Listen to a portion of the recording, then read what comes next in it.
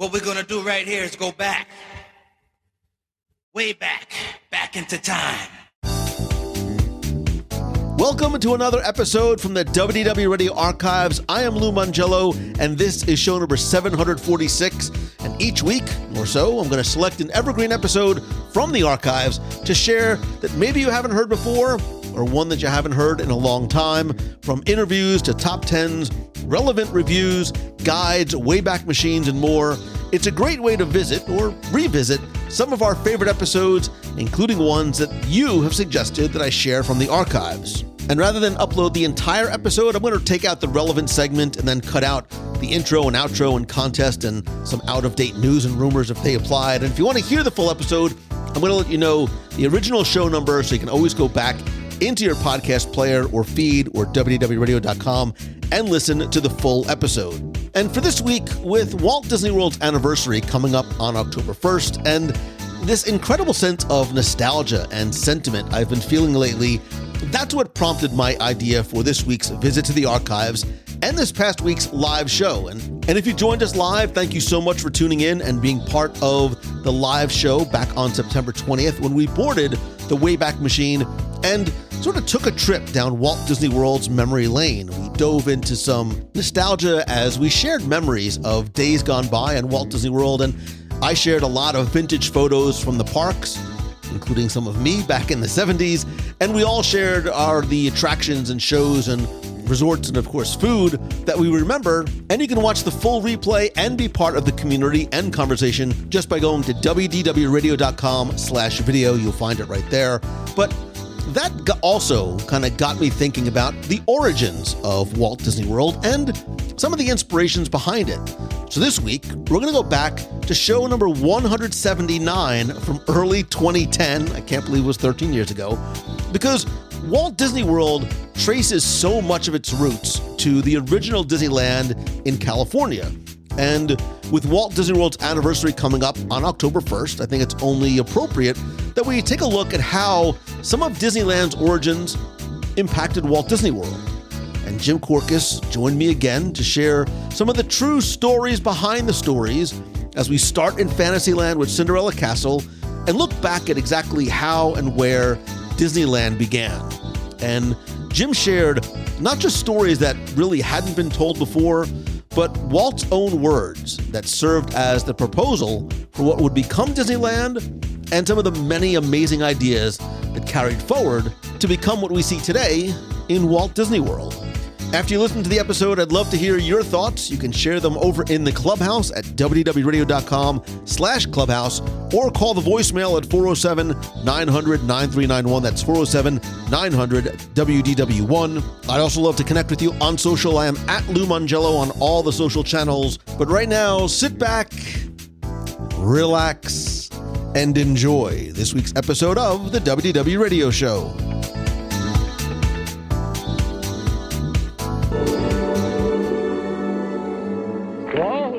This happy place, welcome. Disneyland is your land. Here age relives fond memories of the past, and here youth may savor the challenge and promise of the future.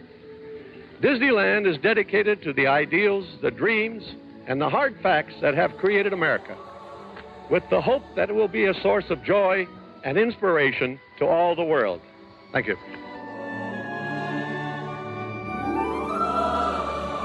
July 17th, 2010 is going to mark the 55th birthday of Disneyland in California. And you say, well, that's great, Lou, but this is the WDW Radio Show, and we talk about Walt Disney World primarily.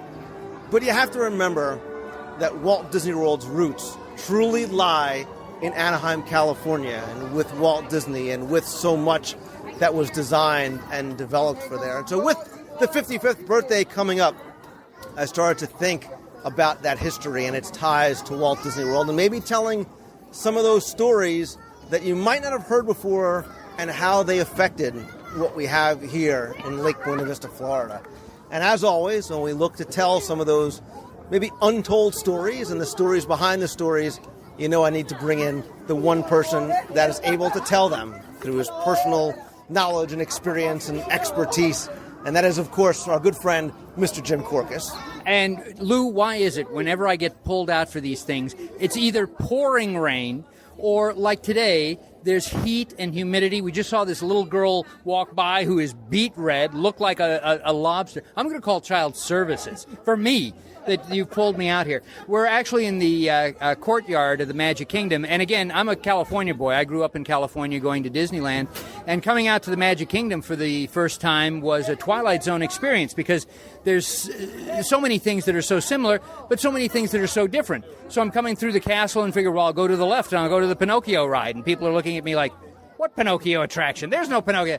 And there are significant differences. There's even significant differences in terms of story. And one of the reasons we're in the courtyard over here and we're standing in this section that looks like a circular compass, with different directions, is once again, guests are walking by something which is very important to tell the story of Fantasyland, and especially the Fantasyland of Walt Disney World. So you will notice on the edge of the circle, there's this entwined metalwork that literally acts as a drain, but it is a theme. That is a Celtic circle. And so literally the thread of life weaves in and out and comes back to the original source. But you'll notice that there are several threads doing that because the story here in Fantasyland is of many cultures intertwined. The stories of Italy, the stories of Germany, the stories of the UK, the stories of America. And so this is the theme, and it's large, and it's there, and it's completely ignored. But I know that this is not random, other than the fact that, of course, I was told this by Imagineers, and I love sharing these stories with other people. I don't even know if there are Imagineers still working for the company who know this story. But there is one other section in Fantasyland that has this same Celtic circle. And I think you passed by it today. Where is it, Lou? It is in front of, appropriately enough, It's a Small World. And you want to know how I know that? Because you told me today, and I refuse to pretend that I knew that because, again, this is why you're so fascinating, because you know these things. And look, I love trying to find the stories and the meaning behind things. And yes, I've looked at this compass and said, why is this here? And what does this mean? And never even thinking about the drain around it and then its connections to the one other place. So, again, an aha moment a minute in. Well, I may be fascinating, but I'm still going home alone tonight. You've got a wife and wonderful children.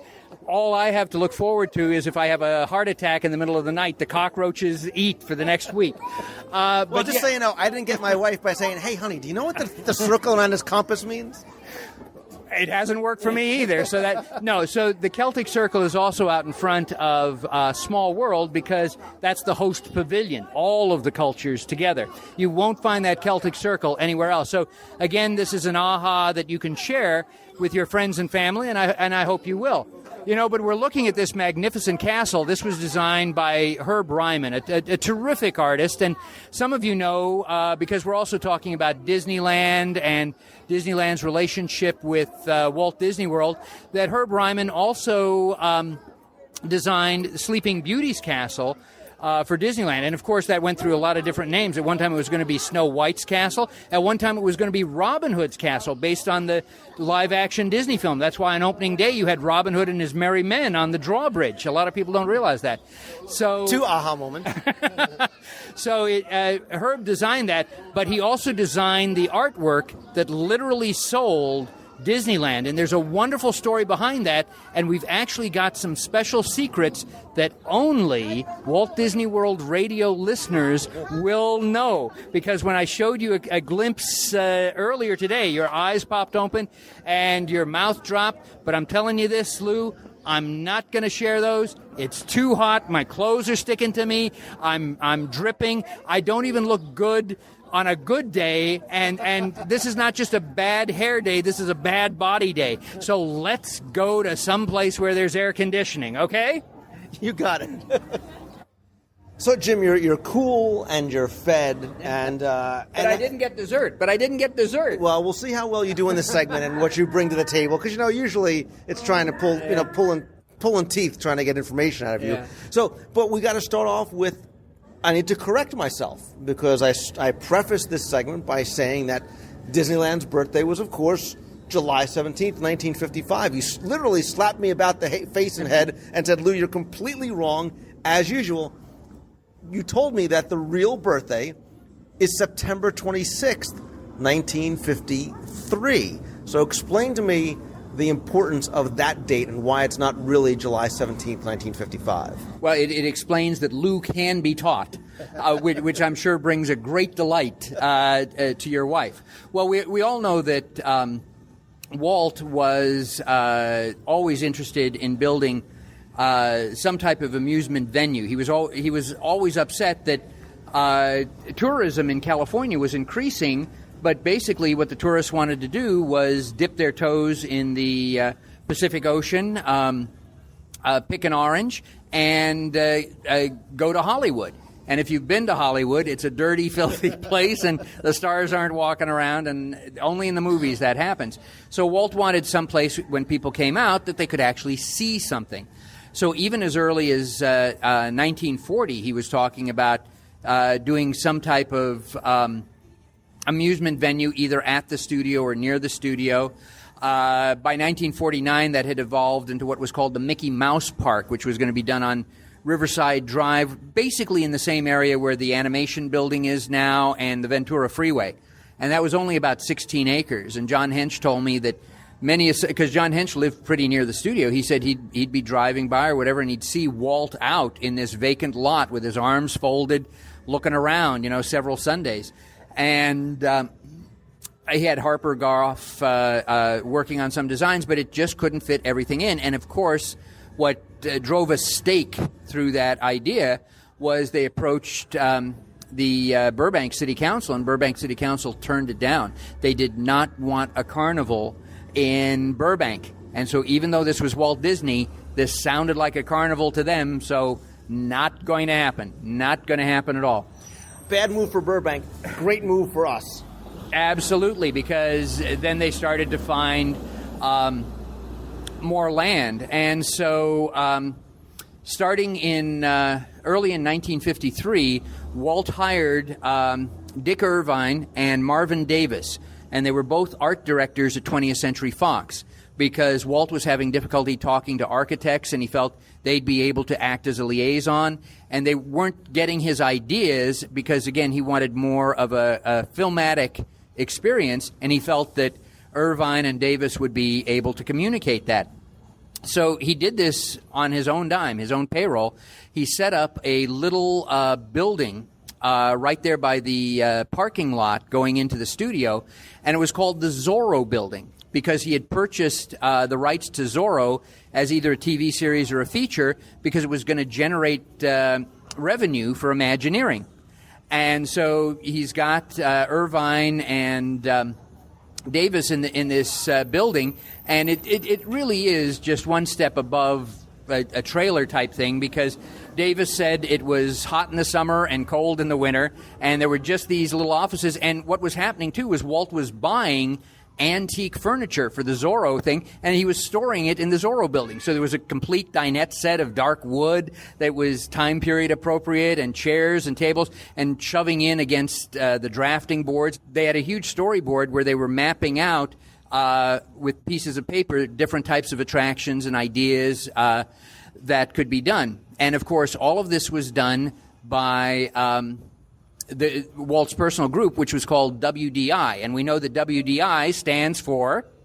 It has to stand for Walt Disney Imagineering, doesn't it, Jim? Well, actually, it's too soon. It stood for Walt Disney Incorporated, which was Walt's personal company. And, of course, the stockholders and the board of directors hit the roof, because even Walt's contract said that he could do personal projects on the outside, but they felt calling something Walt Disney Incorporated was going to create confusion in the marketplace with Walt Disney Productions.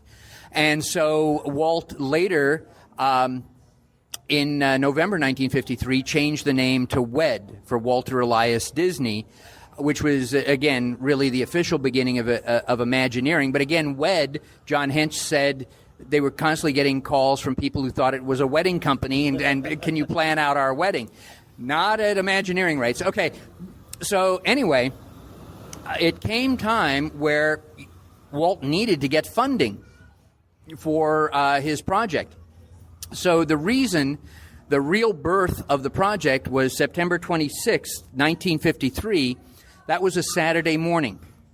And so Herb Ryman had worked at the Disney Studios as an art director. He worked on Dumbo, Fantasia, Saludos Amigos. He left the studio, I think, around 1947, and he went to 20th Century Fox, where he was working as an art director. So he knew Dick Irvine and Marvin Davis.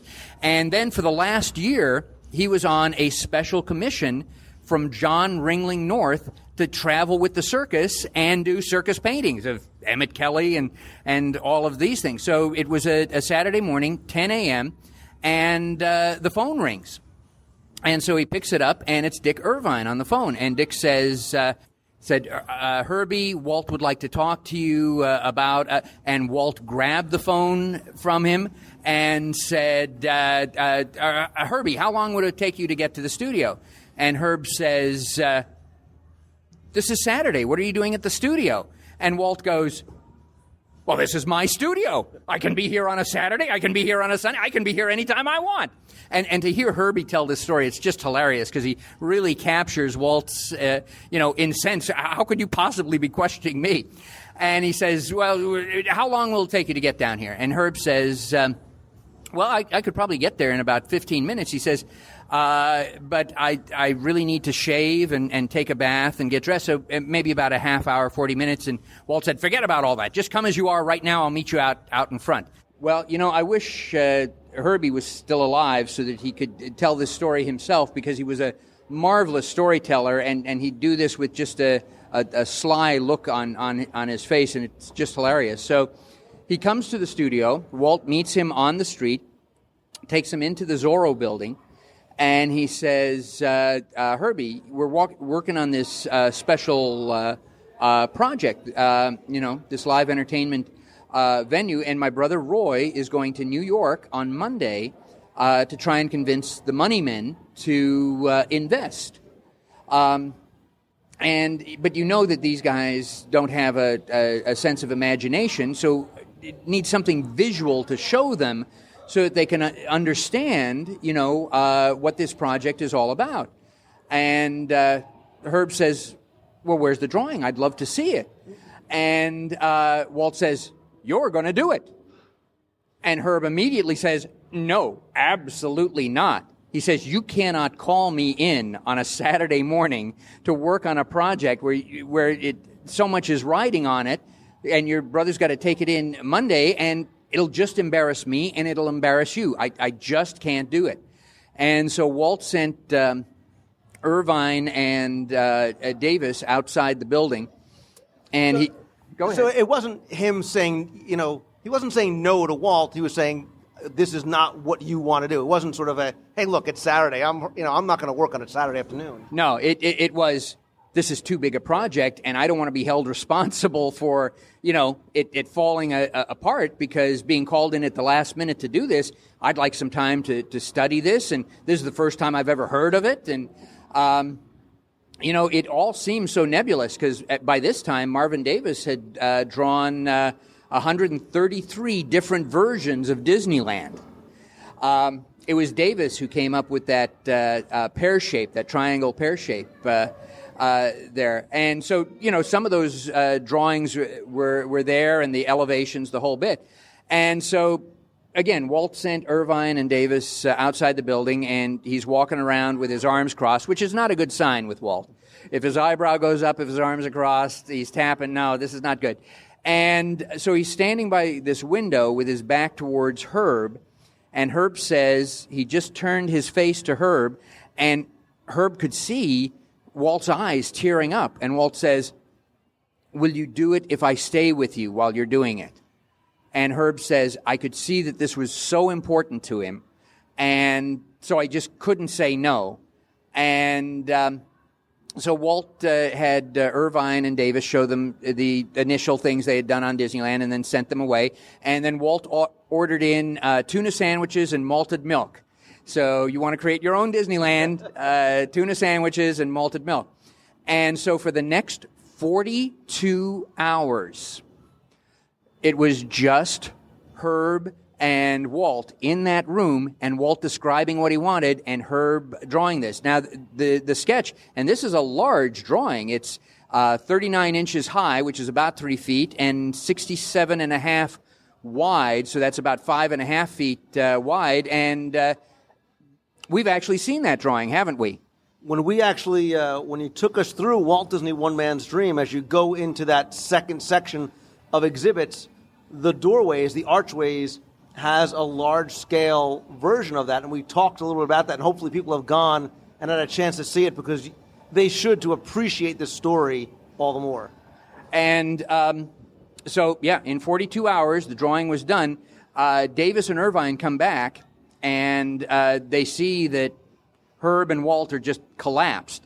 And so they grab some color pencils to add some texture and color to the drawing, and sure enough, it was ready Monday morning for Roy to take with him. So the 28th, take to New York and try and convince people you need to invest in this. So it's a little unclear exactly who Roy saw. We know that he had discussions with NBC, which was the biggest network at the time. They had like 64 affiliates, and CBS that had 30-some affiliates. They didn't even talk to ABC, because ABC had like 12 affiliates. They're like the DuPont network, which nobody knows anymore. But it also talked to bankers and all of this.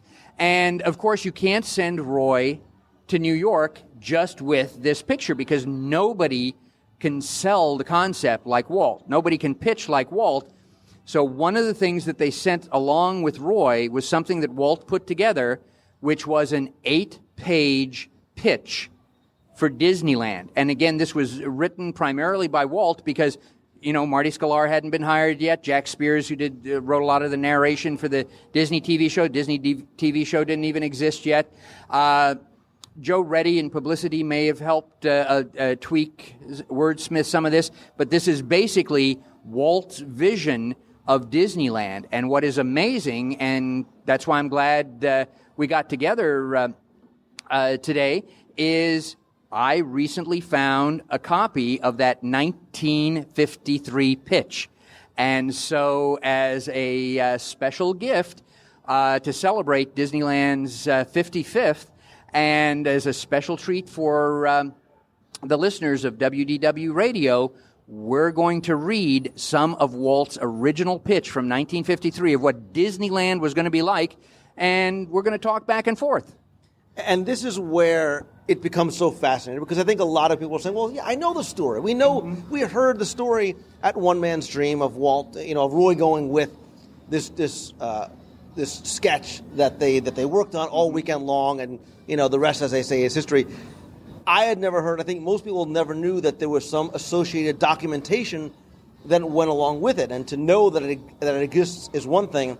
To have a copy of it, and as you gave me a chance to look through it, it wasn't past the second sentence that you get such a sense of the importance of this, and knowing that it came from Walt's own words, and it wasn't written by somebody else, makes it all that more special, magical, important, whatever you want to call it. So please, and again, the first page alone, the first two sentences alone, are really something fascinating. So go ahead and I know that when you first read the document, you were blown away by that. The first page literally is just 2 paragraphs, and I think we should have Lou read this.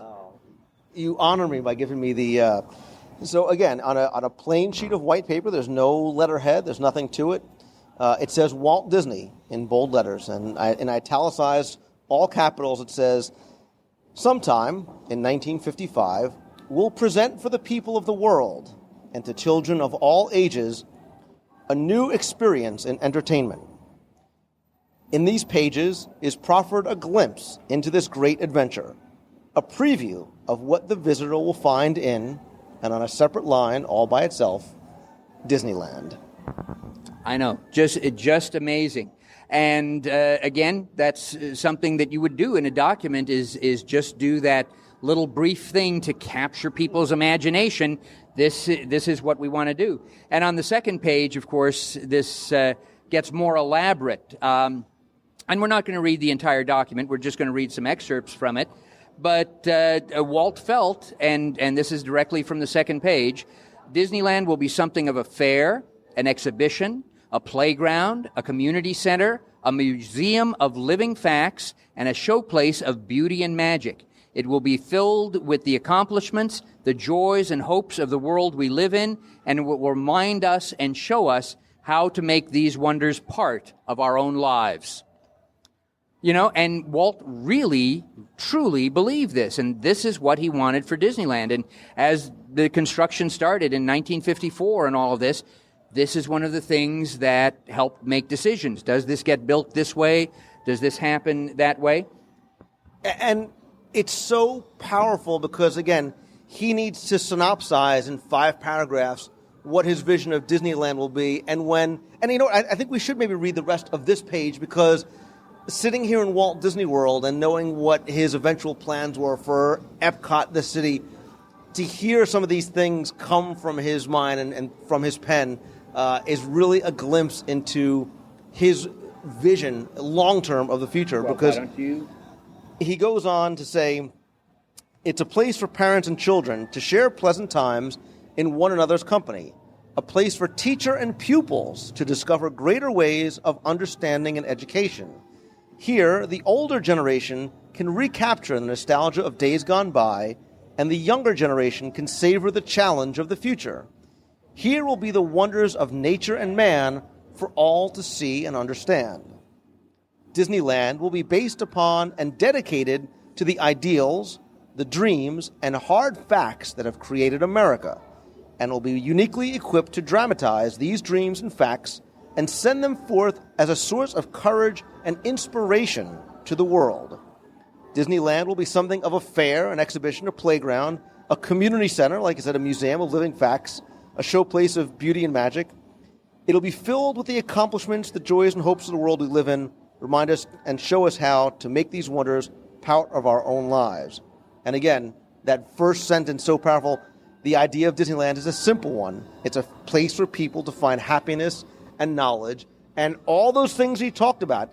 Education, his love of America, all those things carried forward to Disneyland, certainly found their way into Walt Disney World and Epcot.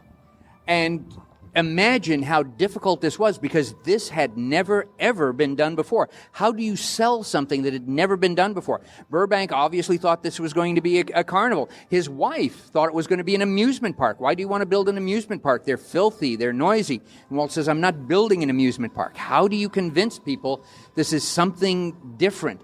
You know, Walt was such a visionary, and oftentimes it was difficult for him to express exactly what his vision was.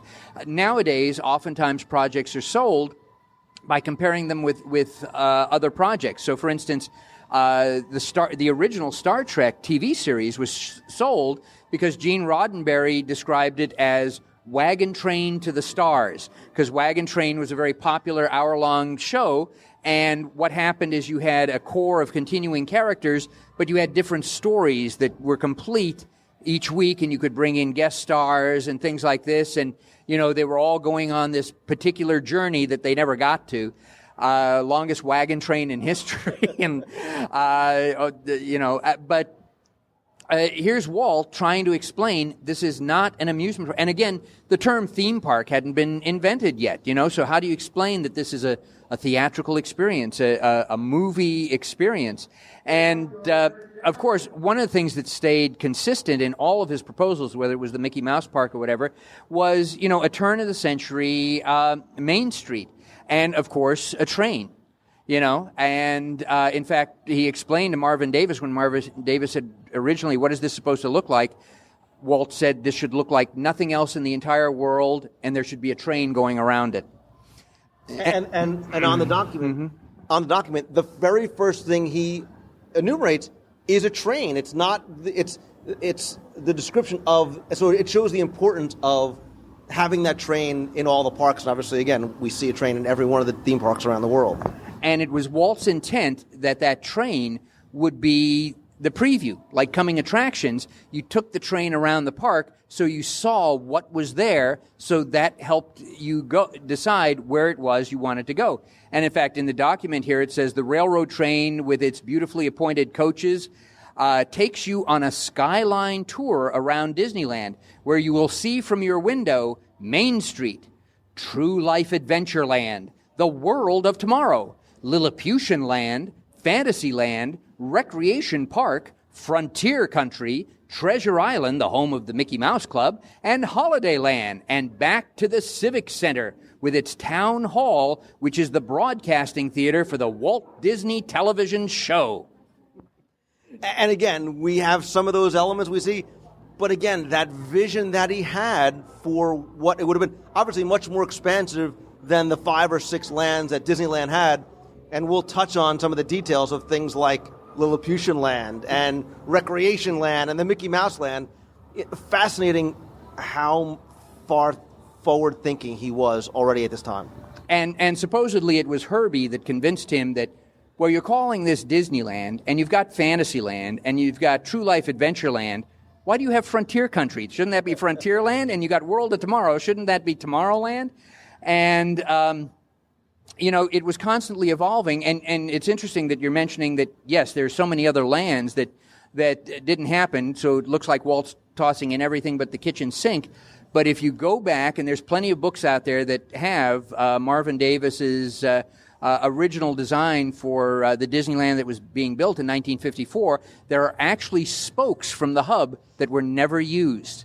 So obviously they were put in there in the hopes that this was going to develop. Now, one of the things that we had a great chuckle at when we were reading this earlier is that on Main Street there would be the Disneyland Emporium, and there would be this mail order catalog. So try and imagine that today. I know a lot of you have been to the Emporium at Disneyland and also at Walt Disney World. This was Walt's idea of what that Emporium was going to be. On the corner is the great Disneyland Emporium, where you can buy almost anything and everything unusual. Clothes, cowboy boots, toys, records, books, ceramics, old-fashioned candies, jawbreakers, and licorice whips. Toys from all over the world, gifts for the person who has everything. Or you can get the big mail order catalog and purchase by mail. The mail order catalog will picture everything for sale in the Emporium, or for sale any place in Disneyland. If you want a real pony and cart, or a miniature donkey 30 inches high, you'll find it in the catalog. Or if you want the latest Disney book or toy, you can order by mail, and the gift will arrive wrapped in a special Disneyland paper bearing the postmark Disneyland, California, direct from the Disneyland U.S. Post Office. So I'm smiling as you're reading that, not just because I love the way you read it, but I don't know what's most fascinating about that is his vision for the Emporium is not just a souvenir store, gifts from around the world. Candy, everything was sort of crammed into this one store, or the fact that he had this idea, remember folks, pre-internet, of sort of the Disney version of the Sears catalog. Anything that we have in the store, so imagine this fat, gigantic book with photographs of anything that you wanted to buy in any shop in Walt Disney World or Disneyland coming to your house. You want to order a pony, you can order a pony. Again, the scope and the breadth of his vision, so forward-thinking, had that ever... Now imagine, that as a collectible if you had the Disneyland Emporium catalog at home. Well, imagine the collectible if you have that pony, and especially if you had the original wrapping where it says Disneyland, California, and the holes poked in it. But again, that isn't as outrageous as it might seem, because again, in the 50s, you could often buy little chihuahuas that would fit in a teacup and they'd ship it, or turtles. Things like that. But yes, my gosh, if I had a Disneyland pony now, and an original, a 55-year-old Disneyland pony, that you can buy. So just absolutely amazing. And, it's important for us to realize, too, that Adventureland originated with the True Life Adventure series, that Walt had, which was very popular documentary series. And up until that time, travel logs were not popular at all. They were sort of the drudge on the market. And True Life Adventureland brought in a story and the lively music and the whole thing. And in fact, Walt's original concept for the Jungle Cruise was going to be real animals, until it was pointed out to him that most of those animals are nocturnal, so they'd be sleeping during the day. And at one point somebody said, but Walt, a leopard can leap 20 feet. And Walt said, yes, but the boat's only going to be 10 feet away. It'll leap right over it. So let's see what Walt had in mind for True Life Adventureland. Is entered through a beautiful botanical garden of tropical flora and fauna. Here you can see magnificently plumed birds and fantastic fish from all over the world, and which may be purchased and shipped anywhere in the U.S. if you so desire. If you wish refreshments that are in keeping with your surroundings, there are fresh pineapple sticks, crisp coconut meals, and exotic fruit punches made from fresh tropical fruits. A river borders the edge of True Life Adventureland, where you can embark in a colorful explorer boat with a native guide for a cruise down the River of Romance. As you guide through the Everglades past birds and animals living in their natural habitat, alligators lurk along the banks, and otters and turtles play in the water around you. Monkeys chatter in the orchid-flowered trees. Again, not what we ended up with at the Jungle Cruise, but eventually, decades later, his idea of sort of not a safari on the water, but a safari on land comes to be where we do get real animals over at Disney's Animal Kingdom. So again, wasn't able to implement it initially in 55. 30 some odd years later, his idea finally comes true. And again, basically, Walt always had ideas, but sometimes the technology wasn't there, to make those come up. So yes, fresh pineapple sticks. So I guess Dole was already in there. The only thing we're missing is the Dole Whip.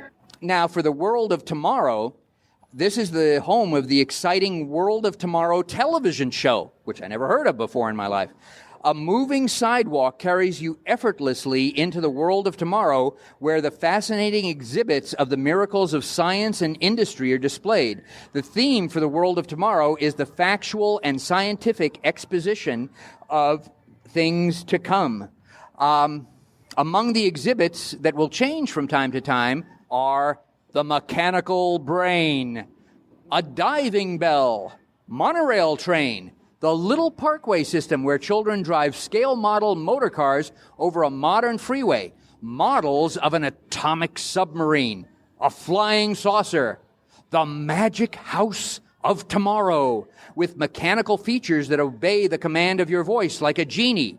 You say, please, and the door opens. A polite thank you will close it.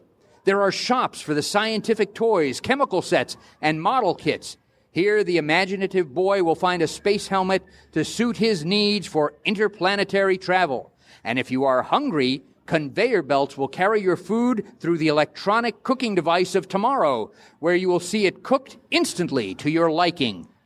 So, am I the only one, as you started to describe this area of exhibits, it wasn't Tomorrowland he was describing Communicore, and he was describing interventions. Eventually, I think he was describing a microwave oven. But again, it's not what we got in Tomorrowland per se, but it was his vision of what the kind of edutainment that he was going to bring to people that eventually, I think, became Communicore. And again, with the early shows on the Disneyland TV show that Ward Kimball made, Mars and Beyond, those things, it was very important in those shows for Walt to emphasize that this is science factual, not science fictional. So that's why it's amazing to me that he's including a flying saucer, because he wanted it to be the future that's just around the corner, not the future of Flash Gordon and Buck Rogers. A lot of times people forget that Walt was almost in his 40s when Buck Rogers and Flash Gordon came out. So I wonder how it would have affected him if he had been a 10-year-old kid or a 12-year-old kid, but he had gone beyond that sense of wonder for that.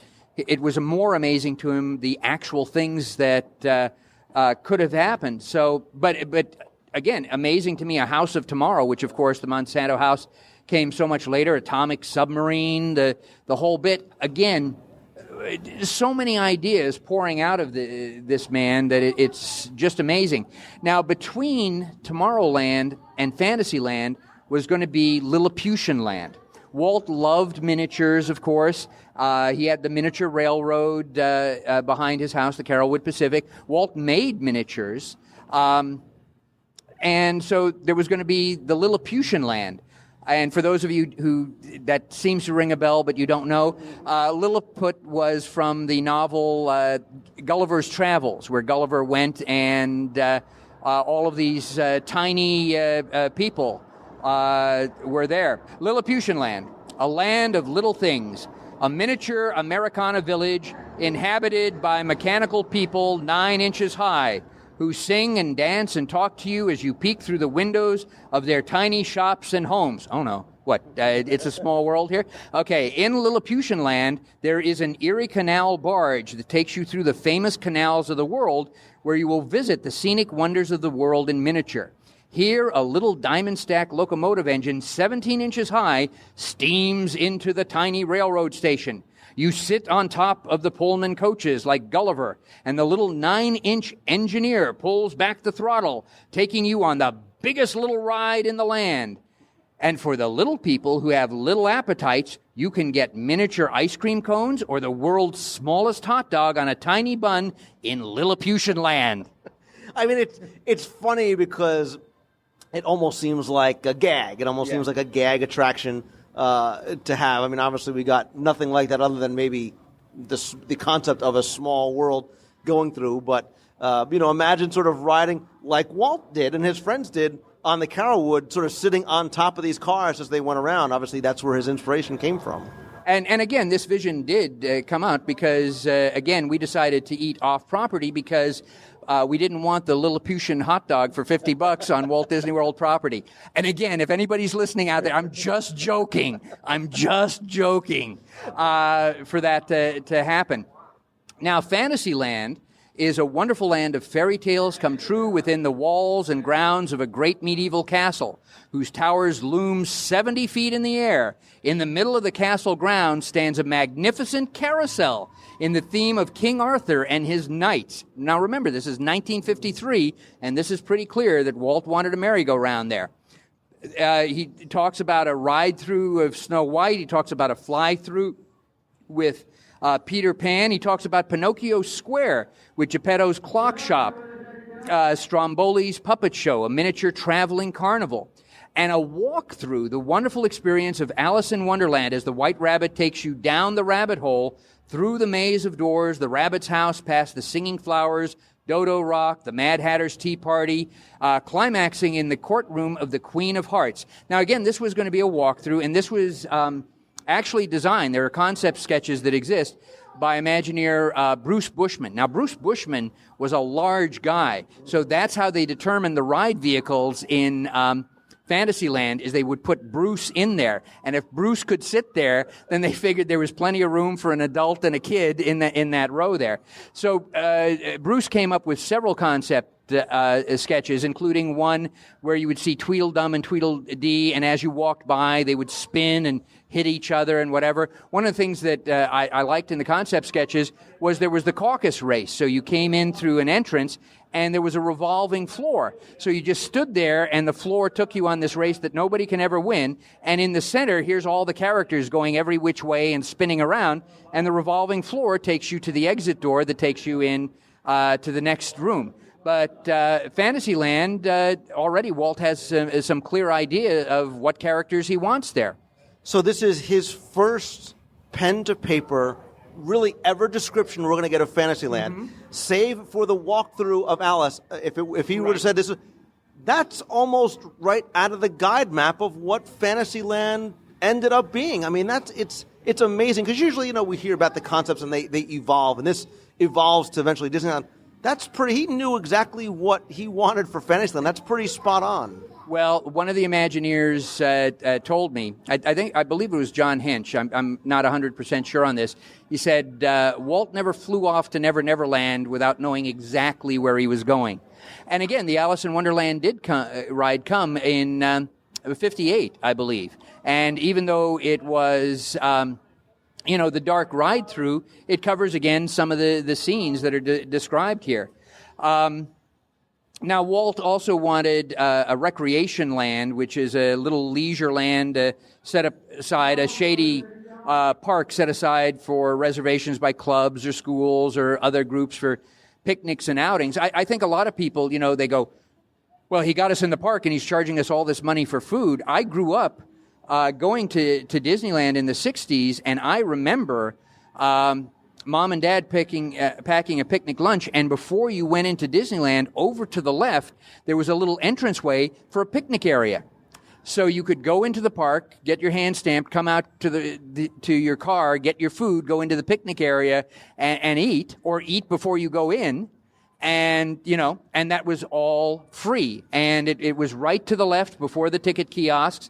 And it was there, I believe, right up through the 70s. And, again, not really announced, but if somebody asked, they'd be directed to that. Interestingly enough, Recreation Land eventually became Holiday Land on the other side of the Frontierland tracks, but they found that people were skipping over the tracks to get into Disneyland without paying, so that came to an end. But they had all sorts of events at Holiday Land, like the Calcan dog show, and Calcan was running the kennels at that time, and Sergeant Preston of the Yukon was one of the judges, because he had this mighty dog whose name I've forgotten right now, but I think it was Yukon King. Yukon King was the name of the dog here. That's what happens when you get, I learned something new and it pushes out 2 or 3 other things here. Well, let's go into frontier country, where the stagecoach beats the train and the riverboat for its trip down the river to New Orleans. Along Frontier Street is a harness shop and a blacksmith shop, livery stable, assayer's office, sheriff's office, and the jail. You can get real Western food at the Chuck Wagon, and cowboy clothes, 6-shooters, or a silver-mounted saddle for your horse or pony at the general store. And then you could ride shotgun on the stagecoaches past Granny's Farm, a practical working farm operated with real live miniature horses, little realizing they were going to be shipped off in packages to kids, okay? Miniature cows, oxen, and donkeys. And in fact, Walt did have a miniature donkey there, but it had a tendency to bite people, so it was not really displayed. He even had Herb Ryman paint a portrait of the donkey because he was so proud of the little miniature donkey there. Carry the mail on the Pony Express ride around the little track, and take a mule pack ride with an old prospector for a guide through the colorful mother-lode country of the pioneer days. Now, the Pony Express ride, at one time, the design for that was you were going to be on moving horses, and in front of you was going to be this huge motion picture screen. And so what was happening is, as you was riding, it was matching the movement of the motion picture screen, and so you were having that real experience. And so remember, Westerns hugely, hugely popular in the 50s. Yeah, and again, Frontierland too, he's already talking about things like the ferry boat, and he's talking about the using the real mules. He mentions New Orleans. Obviously, Disneyland gets New Orleans Square at some point. So, you wonder what he had actually envisioned in his mind that he had to sort of consolidate down to an 8-page document. But again, Frontierland, much like Fantasyland, very much true to what he has on this initial document. And then, of course, he talks about the Mickey Mouse Club. And the Mickey Mouse Club, the best-known personality in the world, has his Mickey Mouse Club headquarters in Disneyland, located on Treasure Island in the middle of the river, a fantastic hollow tree, and serves as the club's meeting place. The hollow tree is several stories high, with interesting rooms and lookout spots for club members. There is a pirate cove and buried treasure on the island. And direct from this location, the club presents the Mickey Mouse Club television show. And again, too, Walt, so brilliant in his vision, because the importance of TV and the Mickey Mouse Club and bringing that into the parks and introducing the guests to it and letting guests experience it there, obviously making them viewers when they got back home if they weren't viewers already. And remember, this is September 26, 1953. So the Mickey Mouse show is not even going to premiere for a couple of years. And even the Disneyland TV show, not until 1954. And so, of course, Walt was using that as that leverage, that bargain, is if you want a TV show, you've got to buy the park. And, of course, ABC wanted that show so badly, they bought into the park. And so for $500,000, they got 1/3 of Disneyland. Actually, it's about 33% and some points, and they had to guarantee $5 million of bank loans. But ABC couldn't guarantee $5 million of bank loans, so Leonard Goldstein of ABC actually had to go to a Texas millionaire he knew to have that guy write that he would cover $5 million. And so ABC, right up until, the e-tickets there in 1959, owned 1/3 of the park. 1/3 of the park was owned by Walt Disney Productions. 17% was owned by Walt, and 13% by Western Publishing, that published the comic books and the story books and all of that. And so the initial investment in Disneyland was $1.5 million because they were absolutely sure it was not going to go beyond $5 million. That's insane. And, of course, as we know, it went up to $17 million. And maybe even a little bit more than that, because Herb told me that towards the end there, of course, they were having cash flow problems, so they couldn't pay bills. So some poor guy was taking these bills when they came in and was shoving them in a desk drawer. So it was months after Disneyland opened that somebody opened that drawer and found all these unpaid bills. Oh, my gosh. And so Walt wanted a Holiday Land, and it's interesting that some of the things he wanted in Holiday Land actually happen in the parks today. Holiday Land is a showplace of special attractions that change with the season. Its theme is as current as the calendar. Its decorations, entertainment, or exhibits follow the flowers in spring. So there was going to be a flower and garden festival. Actually, he just calls it the Flower Festival, but that's what it was going to be. A Mardi Gras, special Easter activities, Mother's Day. Summer brings July, the 4th of July activities, and circus time with a circus parade down Main Street and a one-ring circus.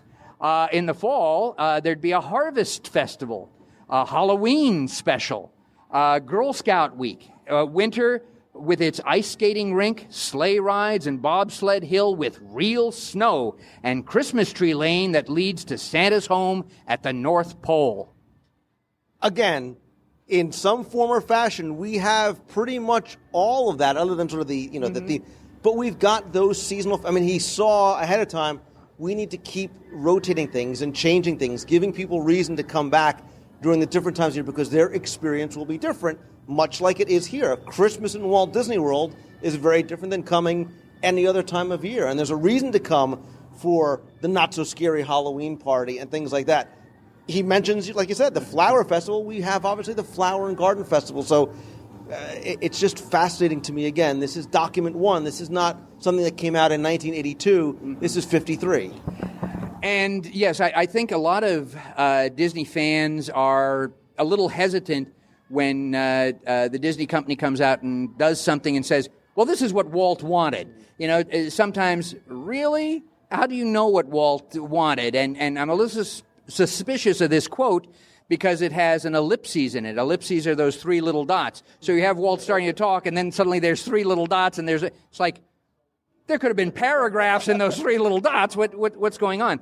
See, and again, this is one of the reasons that Disney desperately needs a Disney historian, somebody who understands the stories. Now, the archives is terrific because the archives the material. So the material is there. But what a historian does is a historian then finds that material and interprets it and brings out the story.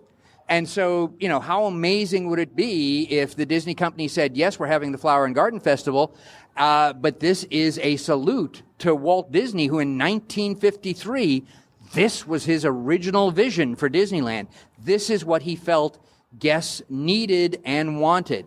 In fact, Dick Irvine said when we were working on that storyboard, the reason we came up with the sections that we did was Walt kept saying, what do guests need? So it wasn't trying to shove down their throat of, here it is, and you'll like this. It's, I've looked at people, and I understand that. And in fact, you know, early Disneyland, when it opened, it was constantly changing, because that's why you didn't call them rides. You called them attractions, because there was the realization that this was a film experience. The famous story, of course, is Walt was sitting on a bench by the Rivers of America watching the Mark Twain, and there was an elderly couple there. And again, Walt wasn't as well known as, of course, he would later become by constantly hosting the TV show. And he loved talking to the guests, and he asked them what they liked in Disneyland, and the woman said, "Oh, my husband loves the Mark Twain, and I can't get him off the train, but we don't go on any of the rides. We don't like rides." And so that's why they stopped becoming rides. They became attractions.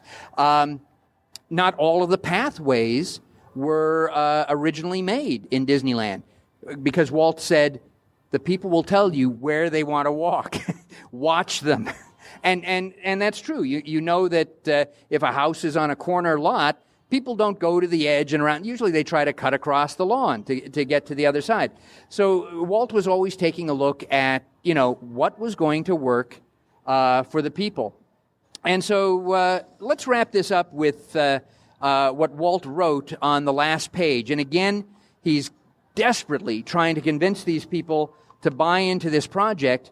And I don't want to spoil it for you, but on Roy's trip, no interest at all. You know, it wasn't until November, October that, you know, things started to fall into place. Disneyland will be the essence of America as we know it. The nostalgia of the past with exciting glimpses into the future.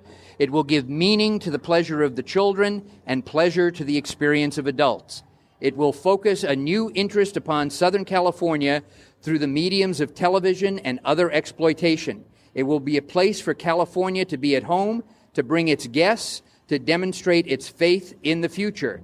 And mostly, as stated in the beginning, it will be a place for people to find happiness and knowledge. And that's a pretty accurate description of the Disney parks. And look, you know, people talk about Disneyland as the place that Walt walked, and because of that, it has a special importance to it. And so many other people are credited, appropriately so, with the development of Walt Disney World, because obviously Walt wasn't here.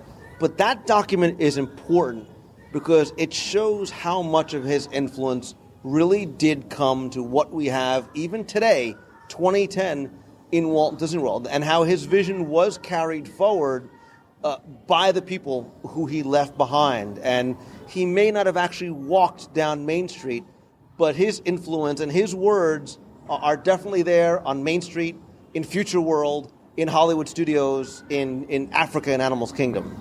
And again, remember, we're having the same team build the Magic Kingdom. You have Dick Irvine. In fact, we even have a steamboat named after Richard Irvine. Marvin Davis doing the same design work. Herb Ryman. So people who had worked closely with Walt and understood his vision.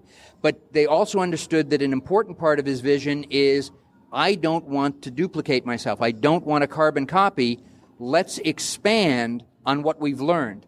And so Magic Kingdom has some of those best elements of Disneyland, but it also has the Imagineers starting to explore, how could we have done this better if we had more space, if we had more money, you know, and not just making something larger. Tony Baxter, the Imagineer Tony Baxter, who really is a keeper of the stories. You're a good guy, Tony.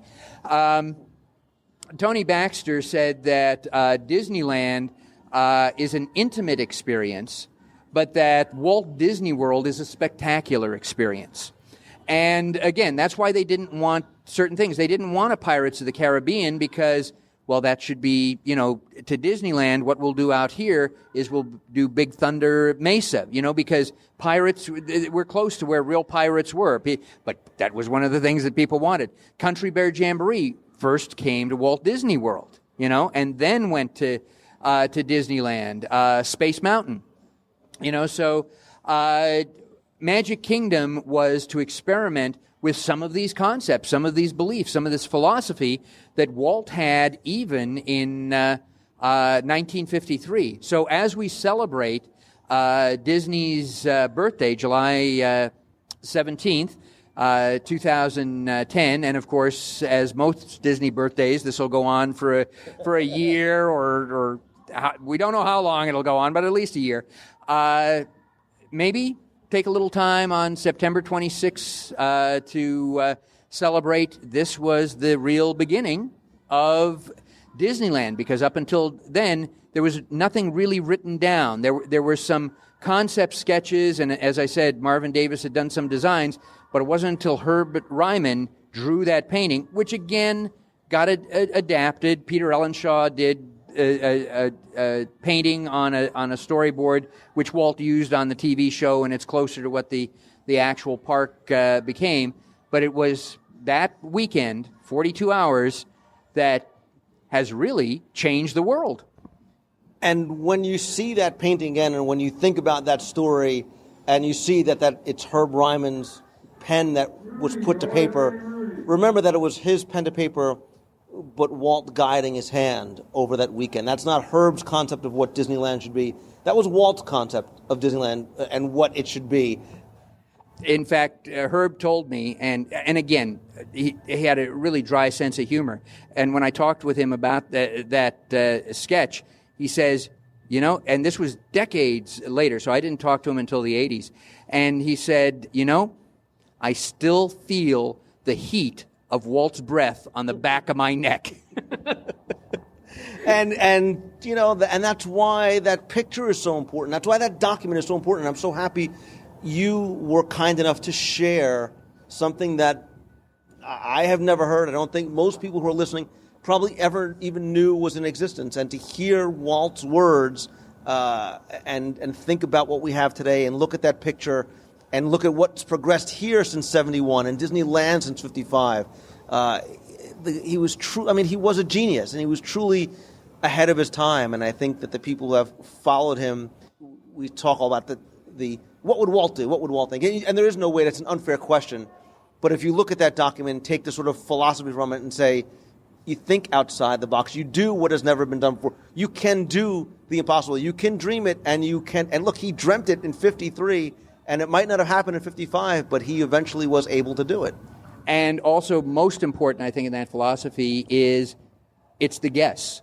Put yourself in the shoes of the guests, the ones who are waiting in the queue line, the ones who are standing out in the sun, the ones who have to come up with that money to buy that Coke.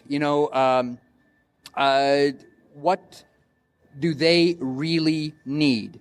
And that's why Disney was so successful with the movies and also with the park, is he gave people what they needed and what they wanted, because it was always done from their perspective. When Walt was criticized, well, that's too corny or whatever, he says, I like corn, and a lot of other people obviously like it as well.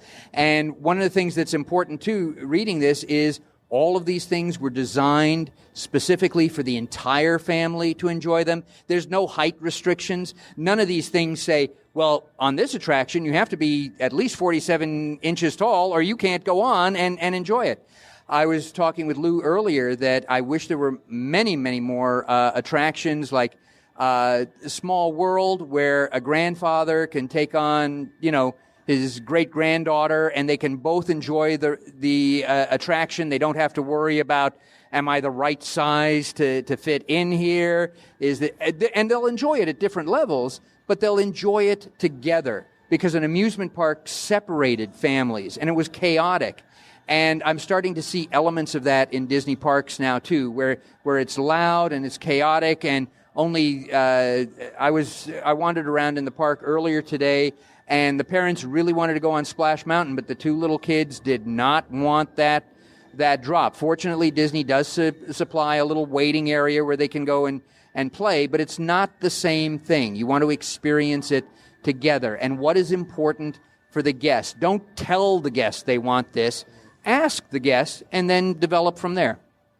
And look, you know, he says it in here, and it's been documented so many times elsewhere that together time, that family time was of most importance. And look, when we talked about One Man's Dream and some of the things, we talked about recognizing Walt Disney, the person. And that's what this document helps to do, is personalize Walt Disney and his influence on the parks. He's not a brand, he's not a logo, he's not Mickey Mouse. There was a person that drove this, and that document illustrates that there was one man that really drove that vision forward, and everything that we have today really does stem from, probably you can trace it back to that first document.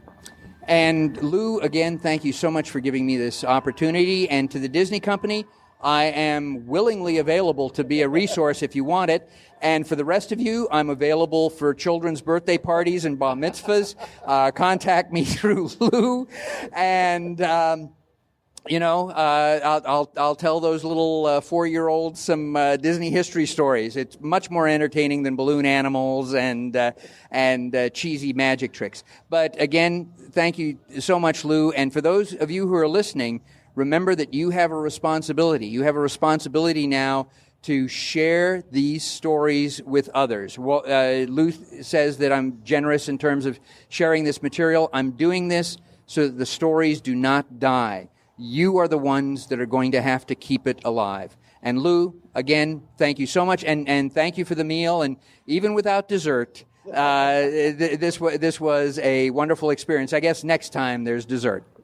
Feeling like, you're so cheap, Lou. You don't buy, the guy shares that with you, you don't even give him dessert. Listen, Victoria and Albert's, we can only be in there for so many hours, Jim, and then they finally kick us out. But yeah, no, the thanks do go to you, because instead of keeping these as my stories where I've got this incredible document that I'm not going to share, you are doing a service to the people who are listening, who do hopefully carry these stories forward. You do it on the show, for which I'm so grateful. You document so many more in Celebrations Magazine, which are just wonderful. So thank you so much. And I'm looking forward to doing this again soon. And yes, you mentioned Celebrations Magazine. Wonderful magazine. Love the writing of Jim Korkis in there. Make sure you guys subscribe. And again, thank you, Lou. Looking forward to doing this again in the future many times. And now, here is Walt Disney. Welcome to a little bit of Florida here in California. This is where the early planning is taking place for our so-called Disney World project. Everything in this room may change time and time again as we move ahead. But the basic philosophy of what we're planning for Disney World is going to remain very much as it is right now.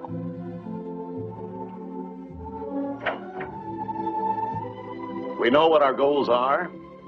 We know what we hope to accomplish. And believe me, it's the most exciting and challenging assignment we've ever tackled at Walt Disney Productions.